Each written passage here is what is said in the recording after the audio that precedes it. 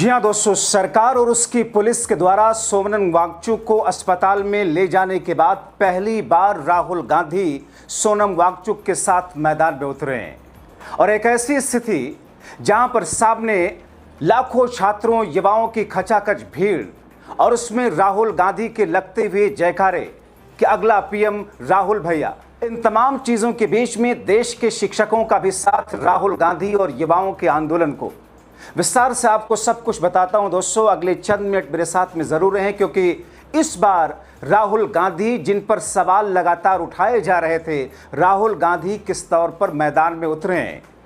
दोस्तों, इस समय जबकि मैं आपके सामने इन खबरों को लेकर के आया हूं, एक तरफ सोनम वांगचुक दिल्ली के सफदरजंग अस्पताल में हैं, जिन्हें सोनम वांगचुक की पत्नी और उनसे जुड़े हुए लोग जो आंदोलन कर रहे हैं वो कह रहे हैं कि उनको एक तरीके से बंधक बना लिया गया।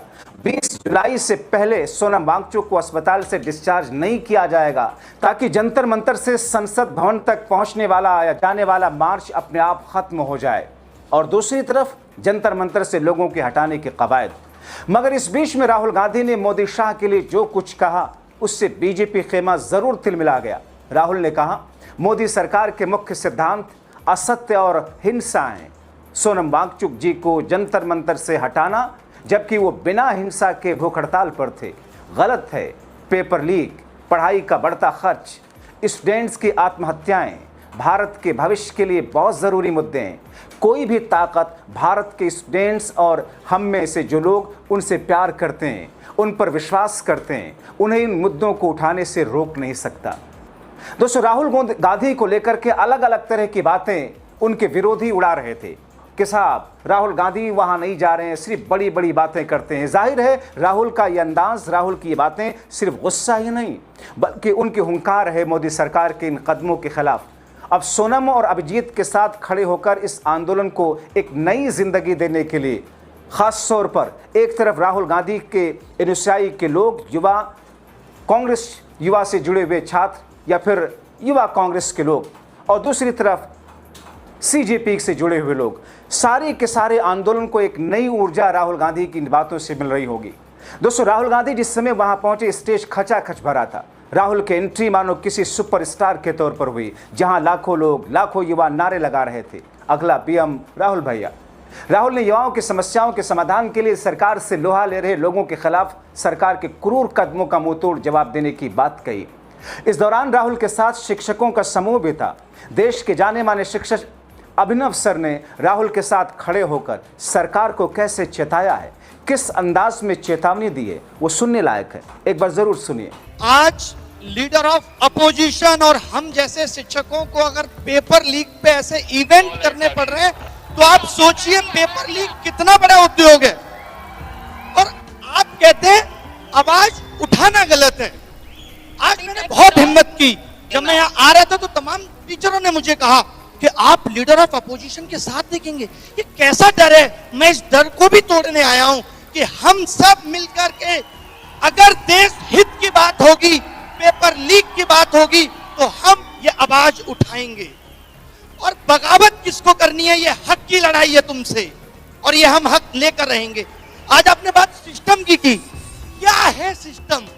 जो पेपर बना रहे हैं, जो पेपर पहुंचा रहे हैं, जिनकी निगरानी में पेपर हो रहा है और उसके बाद लीक हो जा रहा है, ये सभी तो सिस्टम है। और आप कह रहे हैं सिस्टम फेल हो गया। कहने का मतलब है कि तुम जिन लोगों को जिम्मेदारी दे रहे हो, वो जिम्मेदारी ठीक से निभा नहीं रहे, और तुम क्या कह देते हो? सिस्टम फेल हो गया। रेल अच्छी दौड़ रही है तो सरकार को श्रेय चाहिए। सब कुछ, everything in this country is happening good in the नेतृत्व of प्रधानमंत्री। लेकिन जब प्रॉब्लम आ जाएगी, सिस्टम जिम्मेदार है। तब सिस्टम क्यों? 22 लोगों ने आत्महत्या कर दी। क्या देश के प्रधानमंत्री, शिक्षा मंत्री की संवेदना नहीं थी? इस पे नहीं आनी चाहिए थी? ये दर्द देश के लोगों का नहीं है? इन कैमरों से पता चल रहा है कि कैमरा हर जगह पहुंच रहा है, पेपर लीक नहीं पकड़ पा रहे आप। यानी आप जहां चाहते हैं वहां आपका कैमरा पहुंच जाता है, और जहां नहीं चाहते, अब आप कह रहे रीनीट करा तो लिया, ये तो वही बात हो गई, एक चोर 10 साल में 80 चोरी करता है, एक बार अपने उससे चोरी किया हुआ धन छीन लिया, बस काम खत्म हो गया।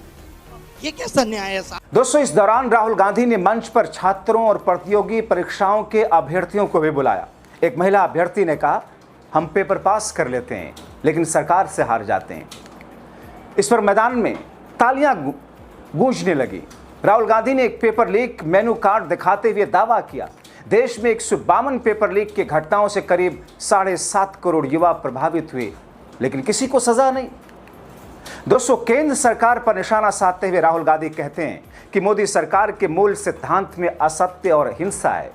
3 मुद्दों पर सरकार को घेरते हुए कहा, पेपर लीक, शिक्षा की बढ़ती लागत, छात्रों की आत्महत्याएं भारत के भविष्य के लिए गंभीर मुद्दे हैं। कोई भी ताकत भारत के छात्रों को और हमसे इन लोगों को जो उनसे प्यार करते हैं, उनमें भरोसा रखते हैं, उन मुद्दों को उठाने से रोक नहीं सकता।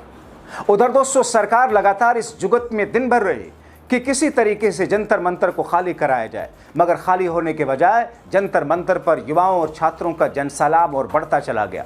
चूंकि अब अभिजीत दीपिके खुद अनशन पर बैठ गए, इसीलिए उनके साथ कई और युवा भी, छात्र भी अनशन पर आ गए।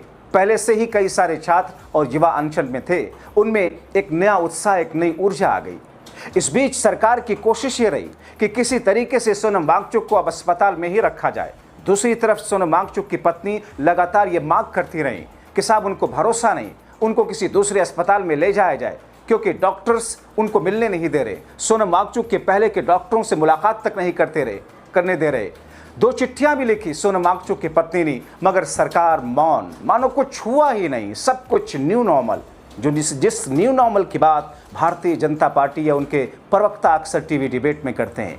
दोस्तों, अगर देखा जाए तो 21 जुलाई तक सोनम वांगचुक को अस्पताल से बाहर नहीं निकलने देने का प्लान सरकार का है, क्योंकि कहा यह जा रहा है कि जिस तरीके से 20 जुलाई को जंतर मंतर से संसद भवन मार्च का आह्वान है, उसमें 20 तारीख जो कि मानसून सत्र का पहला दिन है, 21 तारीख को तक वहां पर रख करके दरअसल सरकार ये दिखाने की कोशिश करेगी कि हमने दिल्ली हाई कोर्ट के उस निर्देश का पालन किया, जिस निर्देश पर हमारी जिम्मेदारी आयद की गई थी कि हम हर शख्स के जान का महत्व उसी हिसाब से रखें जिसमें किसी छोटे बड़े का फर्क ना हो। हमने सोनम वांगचुक की जिंदगी से किसी तरीके का खिलवाड़ ना हो, इसीलिए उन्हें ऑब्जर्वेशन में रखा। और इस बीच बड़ी आसानी से 20 जुलाई निकल जाएगा, यानी कि देश के पूरे विपक्ष की पार्टियों के नेता जिस आह्वान में शामिल होने के लिए ऐलान कर चुके हैं, वो अपने आप ही खामोश तमाशाई बनकर के रह जाएंगे, होगा कुछ नहीं।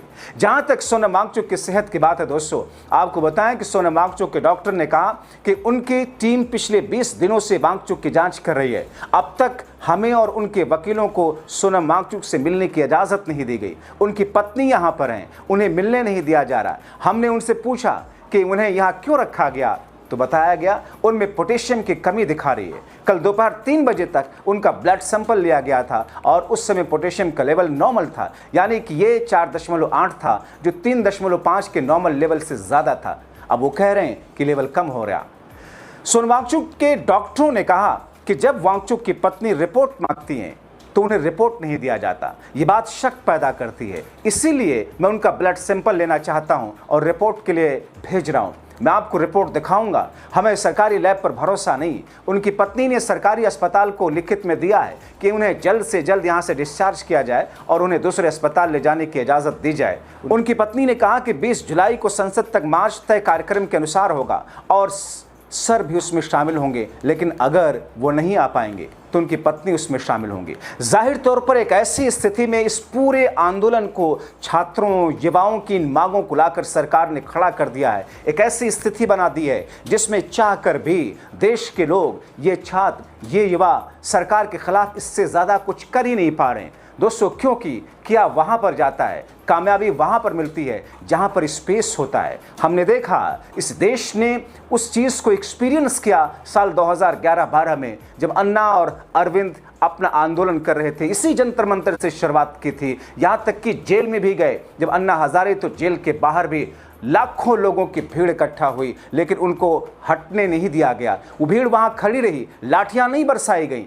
जंतर मंतर से जब रामलीला मैदान पर अन्ना हजारे का आंदोलन पहुंचा, लाखों लोगों की भीड़ वहां पहुंचती थी, रोटेट करती थी, वहां पर खाना पीना, पानी, कोल्ड ड्रिंक, सारी चीजें बांटी जाती थी हर 2 घंटे पर। मैं खुद उसका गवाह था अपनी रिपोर्टिंग के दौरान। मगर सरकार ने कभी सवाल नहीं उठाया कि ये पैसे कहां से आ रहे हैं, कौन फंडिंग कर रहा है, कौन खाना खिला रहा है, कौन जूस पिलवा रहा है उन लोगों को जो लोग वहां पर आ रहे हैं। आखिर बसों में भर भर के स्टूडेंट्स, छात्र छात्राएं, स्कूल के बच्चे, किसान कहां से आ रहे हैं, कौन ला रहा है, इसके पीछे हक है कौन। जैसे कि उत्तर प्रदेश की सरकार ने कहा था कि साहब हाथरस में वो PFI के लोगों की फंडिंग है, जहां राहुल गांधी और प्रियंका गांधी पहुंच रही थी, जब एक दलित बच्ची के साथ में वो सब कुछ हुआ था। अब दोस्तों, इन तमाम स्थितियों और परिस्थितियों के बीच राहुल गांधी का सोनम के साथ खड़े होने से सरकार में बौखलाहट है। ऐसे में राहुल जब देवभूमि पहुंचे थे, छात्र युवाओं के लिए लड़ाई लड़ रही उनकी युवा सेना के बीच राहुल ने मोदी शाह को निशाने पर लिया। एयरपोर्ट से सीधे राहुल गांधी